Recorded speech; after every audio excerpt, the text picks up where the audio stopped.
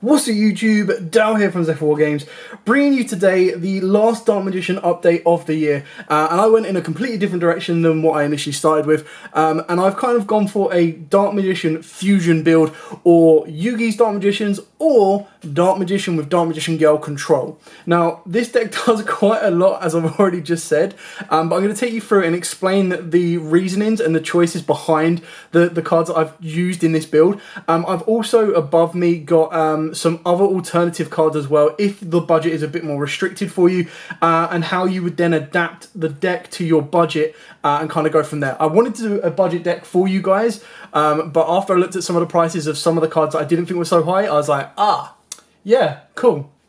So, with that out of the way, please smash that like button, hit that notification bell, and subscribe so you can show your appreciation towards the channel for these type of videos and allow me to keep doing Dark Magician profiles as well as other profiles for you guys as well. With that all out of the way, let's get into today's profile of Dark Magician Fusion. So we start off as any Dark Magician deck should do, and that's with triple Dark Magician. Any artwork works. I personally love the original artwork. It just kind of suits, you know, nostalgia better for me. And then of course we've got the staple triple Magician's Rod. And then this is where we go with the staple of triple Magician Souls. Now if you don't have Souls, your alternative card for this is either triple Fusion Deployment, or you can put in the Phantom Knight engine. Now the Fusion Deployment goes more towards the fusion based of this deck, but the Phantom Knights go towards the control version of the deck. So you actually have a way to adapt on a budget two different outcomes to the way you want the deck to resolve. Now it is a massive loss, but I understand that if you don't have Magician Souls, that you need to look at other alternatives. So these are two very, very good alternatives for this particular type of deck. And then of course we've got double Apprentice. This is mainly going to be used as a free extender, and then of course the one Dark Magician Girl.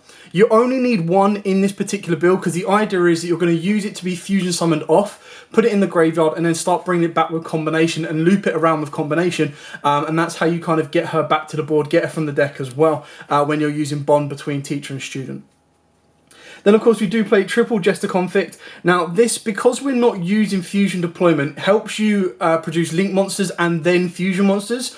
But again, if you're going to go specifically for Fusion only, then you could probably take Jester Conflict out. You could put in stuff like triple Vishuda. But the idea behind Conflict is it's a dark fodder for Allure of Darkness. It's a level 1 fodder for all of your lower level Link ones. It's also a spellcaster as well, so can be used for other fusion fodder if you were to hard summon some of the cards as well.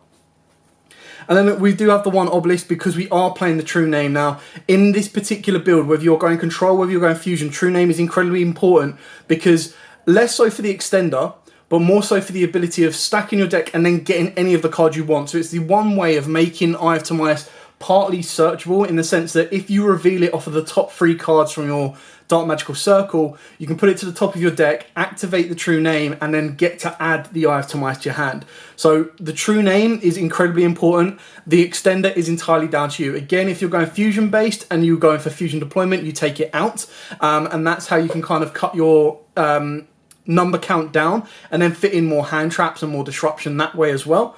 But if you are playing just general extender into fusion, so even if you were going to go for the Phantom Knight one, I would keep it in because it's a free extender that can help you get to your 3 level darks, because then what you do is you use Obelisk plus any other spellcaster or any other of your dark monsters goes into IP Masquerena, and then of course you use your other extender to go into Bardiche. For the spells, again, pretty straightforward on this one. Triple Dark Magical Circle alongside triple Soul Servant. Both of these help with the True Name. Now the reason we've gone for 3 in this is because consistency is key. There's only one fusion card that is directly searchable in the deck, so we do want to make sure that we've got all the capabilities and all the possibilities of being able to add the ones that aren't searchable in the form of Eye of Timaeus, and then of course in the form of Magical Ice Fusion as well, on a consistent basis without having to rely on Verte Anaconda, which is why this works so well with Fusion Deployment as well, because this can allow you, fusion deployment stops you going from the extra deck. So if you have Dogmaticas, you could actually use Dogmaticas to help give you an additional boost. But we're kind of going focused on the fusions themselves, and this is one route that you can use and abuse to the best of your capabilities, especially if Verti Anaconda goes, you're going to want to be using the True Name. And it's the one tech that I use in pretty much every single one of my Dark Magician versions, purely because we now have 6 cards that stack our deck. So we've got 6 ways of making this consistent. It's just dependent on whether you're going to rely on it as a 3 of or a 2 of. Then for the fusion spells, we played triple Eye of Timaeus. Now, for those of you that don't know, Eye of Timaeus replaces the other material needed for the fusion summon, as long as the fusion monster requires Dark Magician or Dark Magician Gale, which means you can actually hard summon Red Eyes of Dragoon just by having a Dark Magician on board, activate Eye of Timaeus, and this basically substitutes itself for Buster Blader for your Dark Paladin. It substitutes itself for Red Eyes Black Dragon. Obviously, it doesn't get the additional effect of being able to pop 2 cards with Dragoon, but it still just basically allows you to not play a brick of Red Eyes and allows you to consistently get into any of your fusions. So it can get you into the Dark Magician, Dragon Knight, everything like that. We've then got the 1 Magical Eyes Fusion and the 1 Secrets of Dark Magic. Now, obviously, this is the only one that is directly searchable through Rod. And then Magical Eyes Fusion, again, you kind of want to be stacking it and trying to draw it that way, because we're not playing Verti Anaconda. But again, Verti Anaconda is well and truly an option for you if you want to play it. It really does come down to your personal preference and whether you have it or not. But the best thing about Magical Eyes Fusion is, because we're not, if you use the fusion deployment, you can probably relax on this a little bit more. Because we're not using the fusion deployment, you can actually turn it into Umduct, and then Umduct's going to be your dragon in the graveyard, so you make Magical Eyes Fusion, you can bring out Dragoon. But what we're actually going to be using it for more times than not in this particular build is actually summoning out Quintet. And keeping in mind with the Phantom Knights as well, you can turn this into Umduct, and then put that dragon into the graveyard. That again becomes your Magical Eyes Fusion target. Then we've got Triple Law of Darkness. So we've got a lot of darks, so we don't mind banishing the apprentices. We don't really want to, but you can banish Rod and Dark Magician, and your other targets are just a conflict. So you've got very, very easy banish fodder, and if you were to play for Shooter, that's probably one of the easiest ones, because if you don't open it, it's just the direct one of going, boom, banish, done. But you do need some draw engine in this deck. You could play Extravagance, but then it would mean you'd be maxing out on your fusions. You could play this, the Spellbook engine, but I'm personally not a fan of it.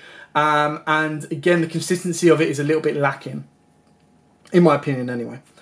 We've then got the 1 Illusion Magic, the 1 Dark Magic Inheritance. Now, Dark Magic Inheritance, you've seen we play a lot of spells. We put a lot of the spells in the graveyard, so this just becomes that additional way of getting combination. Your Dark Magic Fusion, your Dark Magical Circle, your Soul Servant, anything you might be missing.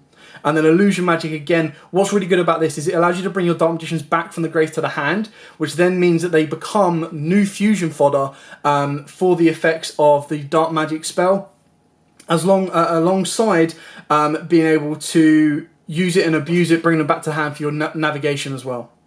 We've then got the 1 Bond between teacher and student and the 1 Dark Burning Magic. So obviously these two combo off of each other.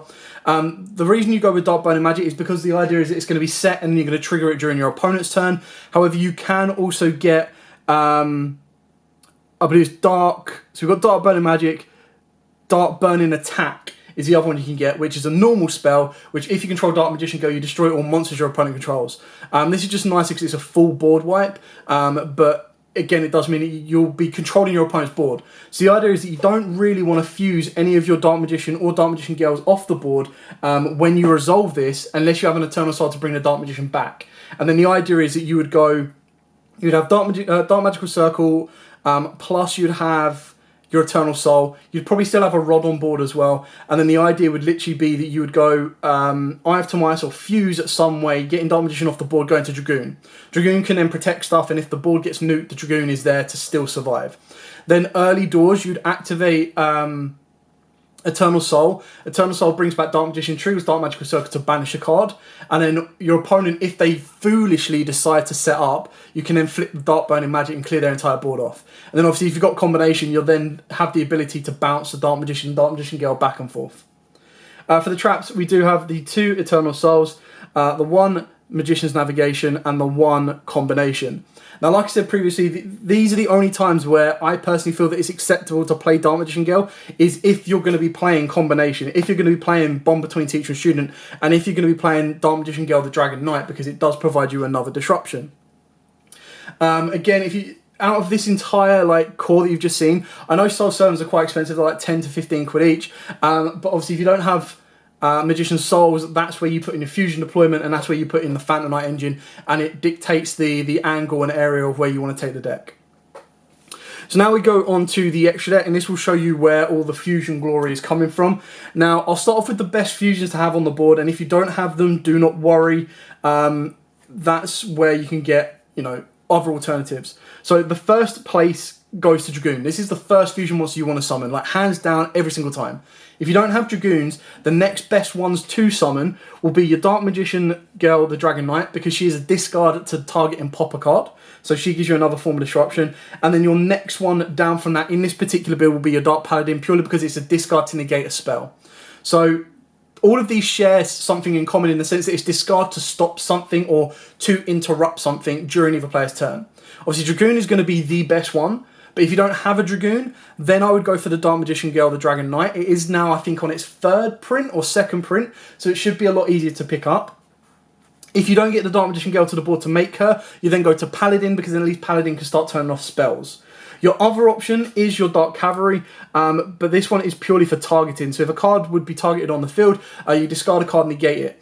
Now, Cavalry is an okay card. To me, again, it's not the most important one. So, like, if I'm going Disruption, I go with these 3. If I've got a lot of back row, I'm going to go with my Dark Magician, the Dragon Knight, and that's more important if I put Gozen match in as well, because I know Gozen can really, really hurt a lot of decks out there. So if this is like game 2 and I'm up against like Virtual Worlds or something like that, or game 3, I put in Gozen match, I flip Gozen match on them, I bring out the Dark Magician, the Dragon Knight, they're not going to be able to play. They're really going to struggle. So that's where that come in.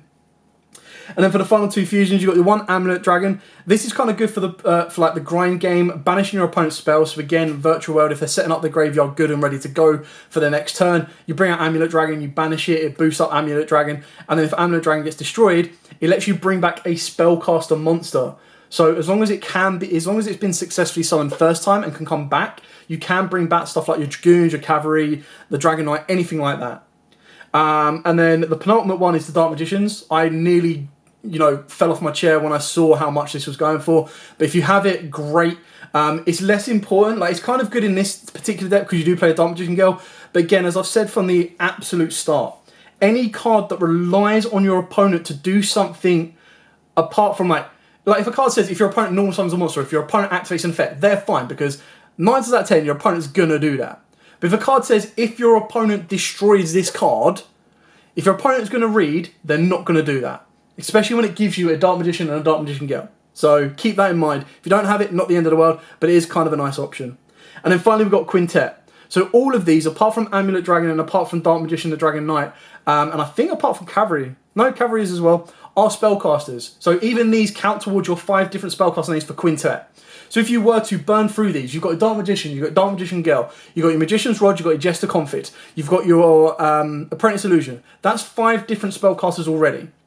Now, after your first turn, you should go through, if you've got Magician's Souls, you'll go through that. If you don't, you should go through a Dark Magician, possibly a Dark Magician Girl, and a Magician's Rod. That puts 3 in the graveyard already. Not to mention, you will fusion someone into one of these. That will then at least give you 4. So during your next turn, all you need to do is get another spellcaster to the graveyard, and you can Magicalize Fusion, Quintet out, and he's going to be your boss monster. Going over the Link monsters, quite straightforward and simple. Umduct can be Link Spider. I wouldn't play Link Spider instead of Umduct. I'd play both of them if you really want to play Link Spider. But Umduct is again just there for the dragon, gives you the ability to go off. Relinquish Anima. I chose to do this over Link Karibo purely because the only reason you're going to use Link Karibo, you shouldn't brick. You should not brick with just a level 1 monster. That's really bad. But so you're not just going to go Link Karibo pass. In this one, you can use Anima, and Anima can actually be a very, very nice disruption. So if you get to go second, I actually thought that Anima would be more value to me than Link Karibo. I mean, I don't need to worry about the Link zones pointing down, which is fine. And I just thought Anima was a bit more valuable to me than Link Karibo. Then for the Link 2, of course, we've got the IP Masquerina. It's only about 8 quid. You should be able to pick one of these up. And a Nightmare Phoenix alongside a Nightmare Unicorn. Now, again, these both came in rare, so they're very, very cheap and easy to pick up. And you can put in a Nightmare Cerberus as well. And keep in mind, if you do play the Phantom Knight engine, you will be bringing in your Rusty Bardiche. So that will take up one of the zones, which will probably be your Selene Queen of Majesty. Now this is like an £8 to £10 card. Some are creeping a little bit above that as well. So if you don't have it, don't worry. Your other alternative is going to be the Phantom Knight of Rusty Bardiche, depending on which angle you want to go to, or you can put in double up some of your fusions. But the idea is behind Selene, you can then go into access code, or your budget alternative option will be your Avramax, purely because Selene can bring back a monster. If you bring back Dark Magician, or if you bring back Souls, or just a Conflict, you turn it into Anima or Unduct, and then turn those two into Avramax. So that's how you get Avramax. You can still do the exact same process and get into access code, and by the time you've got into access code, you should have a light, a dark, and a wind in the graveyard. Not to mention, if you've decided to make Phoenix, or if you put Cerberus in as well, you'll give an additional attribute to access code if you have it. If you don't, Avramax is your next best option, and he is an incredibly hard and annoying card to deal with. So you've got the best of both worlds with that as well. And that actually helps you with your control section of the deck as well, purely because you're then going to be able to control your opponent even more. Now, the control focus behind this deck is all going to be coming from your IP Masquerena going into Unicorn or Phoenix. It's going to be coming from your Dark Magician Girl, the Dragon Knight, or your Dragoons, depending on which ones you have. And then it's also going to come from the combination. So the combination, again, is really important. The biggest issue with combination, and I just want to say it here, like, because I don't think I've said it before, but the biggest issue is the way that combination is worded. Combination needs to tribute and then summon before it can negate, which is very, very silly. It should have been... So once per turn, when a card or effect is activated, except during a damage step, you tribute one Dark Magician or Dark Magician Girl. That's fine. If that was the cost, that's fine. And what it should have read, so it reads as follows. That's the cost. You special summon one Dark Magician or Dark Magician Girl from your hand or graveyard with a different name from the one tributed. And if you do, negate that activated effect. If this face-up card is sent from the spell and trap card zone to the graveyard, you destroy one card on the field. Now, what it should have said is tribute a Dark Magician or Dark Magician Girl as cost, negate the activated effect, and if you do, special summon. Like, that would have worked so much better. Just swapping those two bits around would have made this card, like, highly playable, and you probably would actually put Dark Magician Girl in here. Because now what the issue is with this is, if your opponent removes the Dark Magician Girl or Dark Magician, you're not going to be able to resolve to negate, and then you're not going to be able to use it ever again. So this card then becomes dead, which is really annoying, but is the way of the world. Anyway, that is it for that profile, guys. I hope you liked it. Again, something a little bit different. I tried to keep budget in mind. That's just why I've shown you the budget options as well. I've given you the option of the direction between going full-on fusion focus, full-on Phantom Knight control focus. And the reason the Phantom Knights help to control is, of course, you're going to add a Fog Blade to that and kind of go from there. But for now, thank you so much for watching. Don't forget to like, comment, subscribe, share. Till next time, guys, as absolutely always, stay safe and happy dueling.